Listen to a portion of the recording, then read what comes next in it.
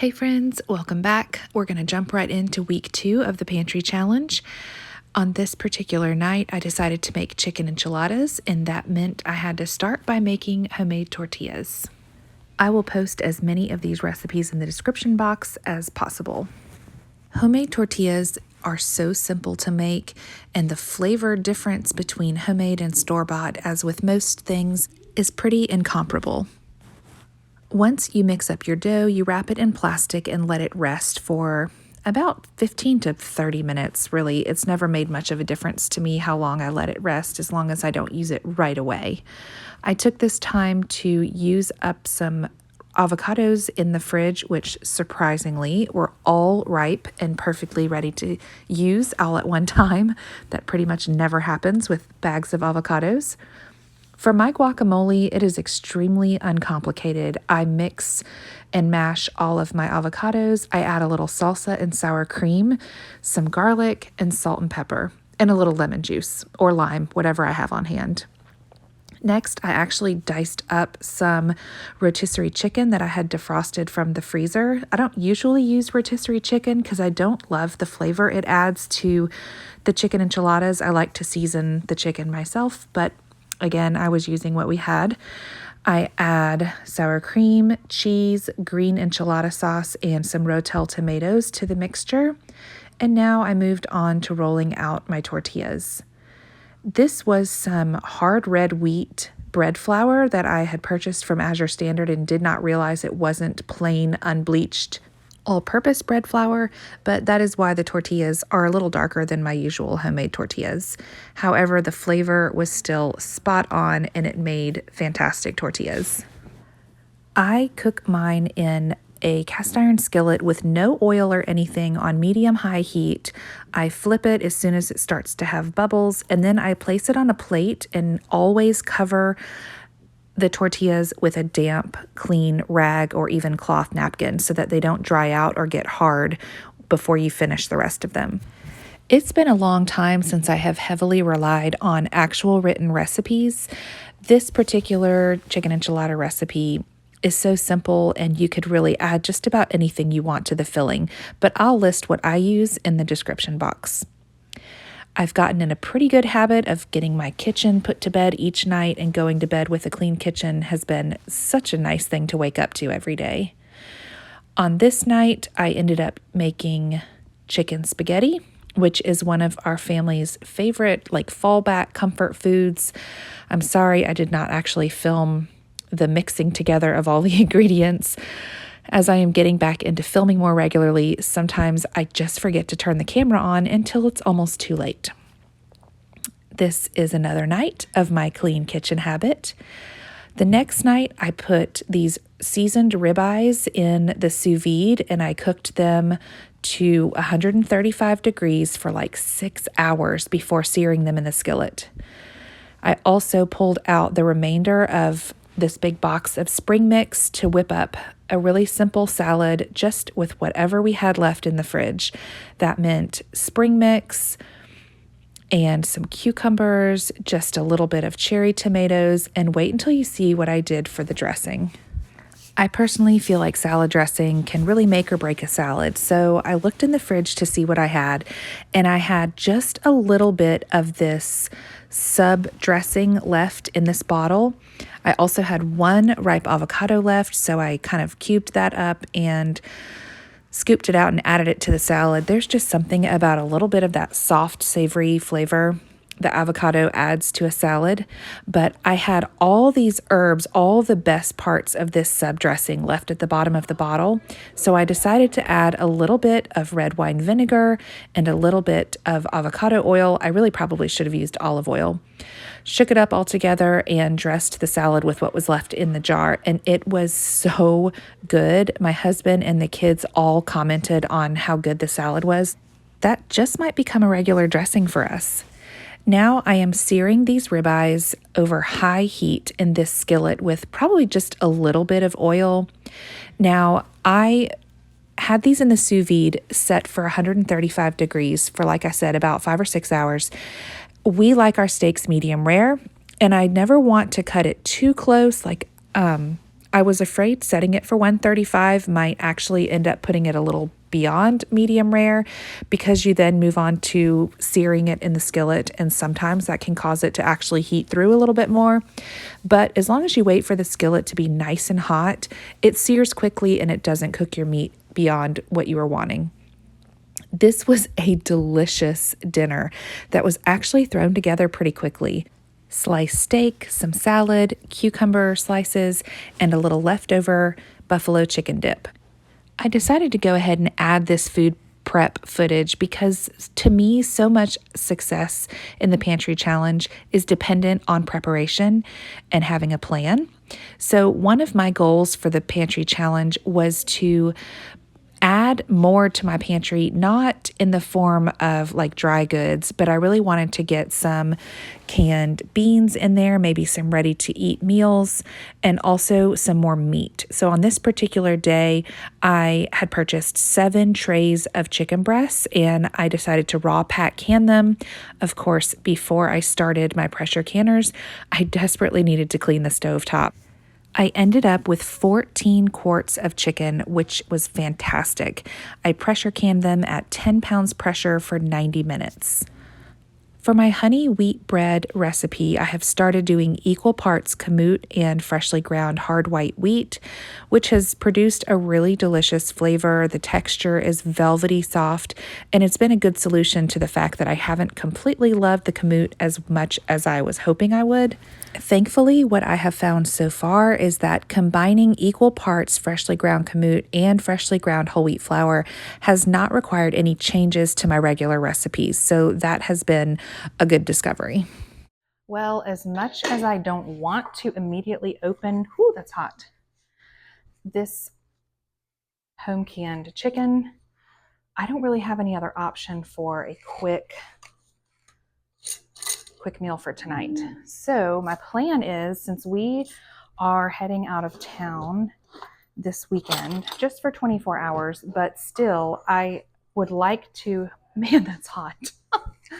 I would like to clean out the fridge as best possible.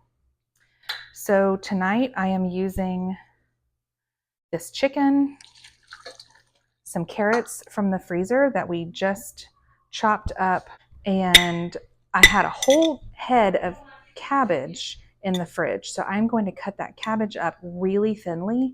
And then I also have a gallon bag of homemade noodles that are dried. I'm going to add those. So it'll basically be like a homemade chicken noodle soup with some bread on the side. But instead of celery, which would be, a normal veggie to go with the carrots, we are going to use the cabbage. I just break up these chunks. Man, home canned chicken is so convenient. I will never stop keeping this in my pantry. And since it's still warm, it's breaking up really easily. This little snack baggie, which I busted open with my thumb, that's about 1.5 cups of chopped carrots, 2 quarts chicken stock. Yeah. Chicken noodle soup and homemade bread. I am trying out a new microphone, and for some reason, it turned itself off. I must have stopped recording for a moment, and then it turned itself off, and I didn't realize it. So I am talking all the rest of the way through this recipe, but we don't have any of the audio. So I decided to only use about 1/3 of that head of cabbage. I really didn't want it to overwhelm the soup and then my kids not want to eat it because they were expecting chicken noodle soup and not something with large pieces of cabbage. So I did chop it up really finely, and I will say it added a lot to the soup. It was delicious. In my opinion, cabbage doesn't add like a whole lot of flavor, and since I sliced it so finely, it just kind of bulked up the soup a little bit, but didn't really change the flavor of my traditional chicken noodle soup. Now, normally, I would just run to the pantry to get an onion without checking my fridge first. But this particular time, since we're in the Pantry Challenge and for some reason it magically changes my mindset, I remembered that I had 1/2 of an onion in the refrigerator ready to use. So I decided to chop that up and use that in the soup rather than getting a whole one from the pantry. I had a little bit of leftover garlic butter in a little bowl in the fridge, and I decided to melt that and use it to saute the onions for the soup. My dough is ready to be shaped into rolls. My hands are clean. So I'm going to go ahead and get started, and then I will let these rise while I milk Penny. Ever since Penny had her twin calves back in October and we started milking again, my husband and I have gotten into a great routine. He milks in the morning and I milk in the afternoon around 4:30 or 5, and it really has put a nice rhythm into our dinner preparation time because I know I have to work it around milking. Now it's time to add my noodles to the soup. These are only going to cook until they're about al dente, so maybe 7 or 8 minutes, and then dinner will be served. Soup is not always well received in my house, but thankfully this night it was a pretty big hit. I had a few pounds of cod fillets in the fridge that needed to be used up, and I wasn't exactly sure how I was going to use them. Now, this was not the next night right after chicken noodle soup, or there would have been a revolt for having soup 2 nights in a row, but I decided to try a fish chowder recipe. I started by cutting bacon into pieces. Once it was fully cooked, I removed it from the grease and set it aside. Then I diced an onion, and before I was able to add it to my stainless steel pot, I needed to deglaze the pan to get all of those delicious bits of bacon off the bottom. I added just a little bit of cold white wine to the pot and used my metal spatula to scrape the bottom. It always amazes me how it is able to come up so easily, whereas if you left it in there and then tried to wash it with a sponge, it would feel nearly impossible. I've turned my heat down to low, and I am going to let these onions saute in the white wine and the bits left over from the bacon grease. I peeled and chopped 5 potatoes. I had looked up several fish chowder recipes before deciding exactly how I wanted to make mine. That's really how I like to cook. I don't necessarily follow one specific recipe, but I take a look at a couple different 5-star recipes and then do a little bit of a combination of all of them. Next, I wanted to add a little bit of bacon grease back to my hot pan and saute these potatoes for just a little while before I add all the broth. Now, one thing I was not expecting was for these potatoes to stick as badly as they did. This skillet was already hot and I put plenty of bacon grease in there.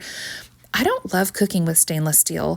I don't mind it for soups and things like that, but to saute or have to fry things, it just sticks so terribly. So I added a little bit more white wine, which I will say I never really ended up tasting in the final fish chowder. Now it was finally time to add my chicken stock and start to chop up the fish. And I have to be honest, my fingertips smelled like fish for what felt like 2 more days. I mean, I washed them 100 times. I put lemon juice on them, used hand sanitizer. It was so gross. I will use gloves the next time I have to touch this much raw fish. Once it was all cut, I put it all in one big bowl and set it aside because you only want to add the fish in the last several minutes of cooking. Otherwise, it's just going to all fall apart. I can't believe I forgot to take a picture of the finished fish chowder. I served it with this leftover bread and some butter.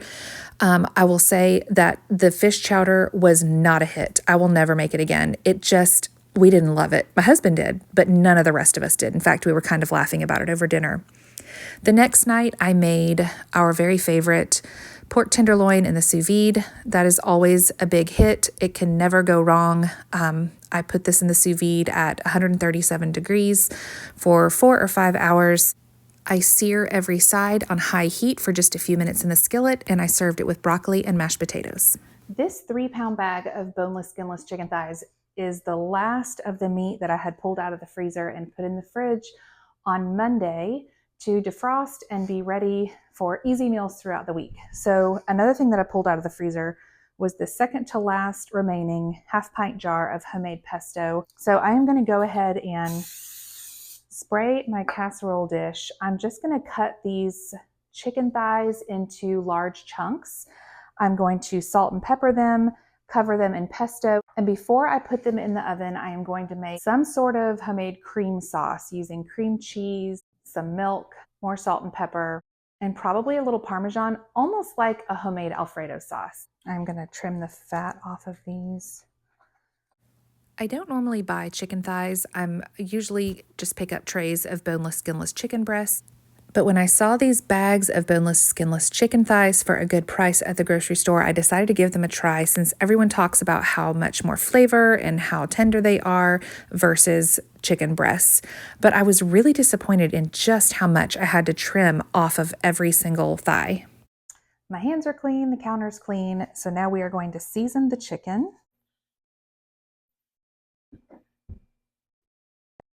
I want the chicken to have a really good, strong flavor with the pesto.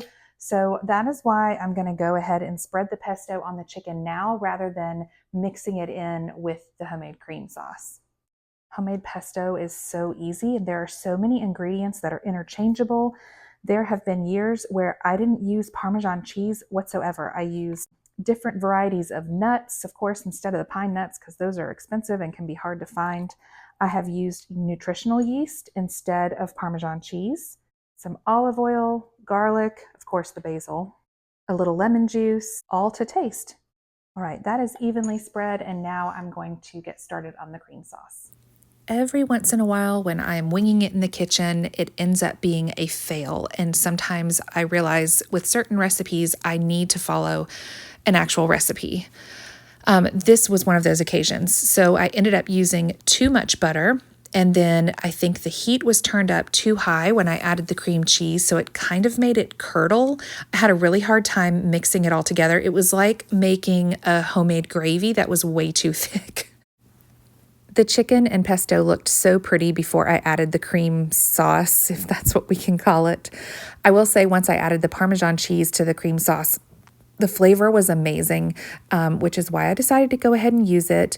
However, anytime that you are cooking with pesto, because there is a good bit of oil in the base of the pesto, it ends up coming out while cooking. So I drained a good bit of oil out of the casserole dish when it came out of the oven before I served it.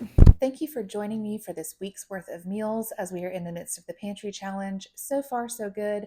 I do plan on going to the grocery store this week for a little bit of fresh produce, but other than that, we are hanging in there just fine. Today is January 20th, and we are still chugging along. I've already pulled out meat for this week. If you are enjoying this content of what we are eating in a week, I am going to try to do better at filming as I cook, as well as taking pictures of the finished product.